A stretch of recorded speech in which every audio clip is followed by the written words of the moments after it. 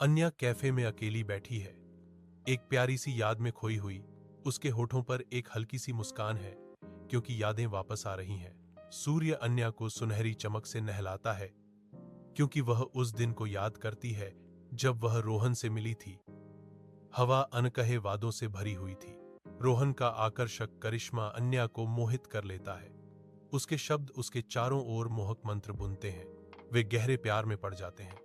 उनके दिल धूप से भरे आकाश के नीचे जुनून और साझा सपनों के नृत्य में उलझे हुए हैं। अन्या के चेहरे पर एक छाया पड़ती है, क्योंकि रोहन की आवाज उसके दिमाग में गूंजती है। मैं तुम्हारी ओर आकर्षित हूं। मैं कभी शादी नहीं कर सकता। सूरज की गर्मी एक ऐसे प्यार की क्रूर याद दिलाती है जो जादुई और दुखद रूप से अप्राप्य है। छोटे से अपार्टमेंट में अनकही तनाव भारी है।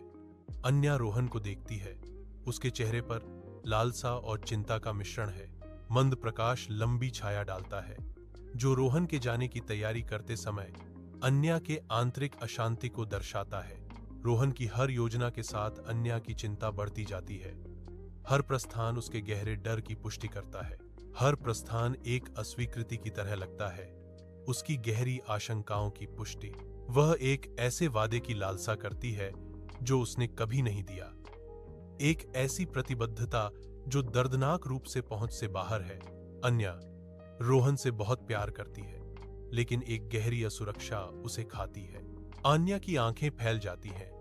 एक मूक चीख उसके अंदर फंसी हुई है, क्योंकि रोहन का दोहरा जीवन उसके सामने खुल जाता है। उसका चेहरा पीला पड़ जाता है। उसके झूठ के जटिल जाल का एहसास होता है। 3 अन्य महिलाएं। हवा विश्वासघात और अनकहे आरोपों के भार से भारी हो जाती है। उसके हाथ कांपते हैं, जो उसके भीतर चल रहे भावनात्मक तूफान का शारीरिक प्रदर्शन है। अपनी चीजें समेटते हुए हर हरकत जानबूझकर की गई, जो चोट और संकल्प के मिश्रण से प्रेरित थी। उसकी आवाज बस एक फुसफुसाहट सन्नाटे को चीर देती है। यह खत्म हो गया। रोहन रोहन अन्या के दरवाजे पर खड़ा है। मुरझाए हुए फूलों का गुलदस्ता पछतावे का संकेत देता है।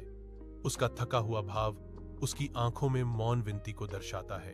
अन्या उसे देखती है, बाहें बांधे हुए। उसकी आंखें दर्द और लालसा के बीच एक लड़ाई को दर्शाती हैं, क्योंकि रोहन अंदर कदम रखता है। अन्या, मुझे बहुत खेद है, रोहन कहता है, उसकी आवाज पछतावे से भरी हुई।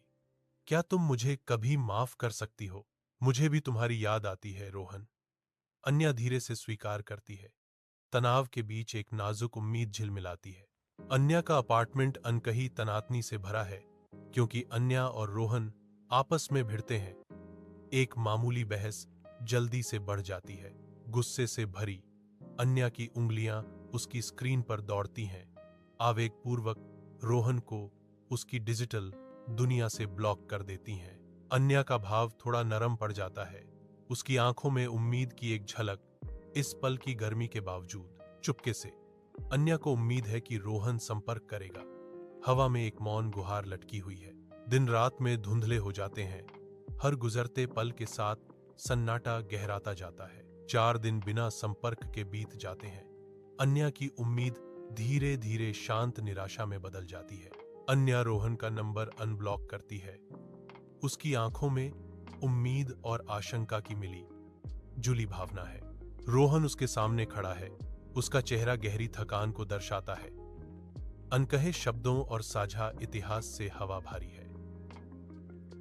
रोहन की आवाज सन्नाटे को तोड़ती है। यह खत्म हो गया है, अन्या। हम खत्म हो गए हैं। सूर्य की रोशनी रोहन के अपार्टमेंट में भर जाती है, क्योंकि वह सावधानी से तस्वीरें चुनता है। उसकी आंखों में एक गणनात्मक चमक। उसकी उंगलियां कीबोर्ड पर नाचती हैं।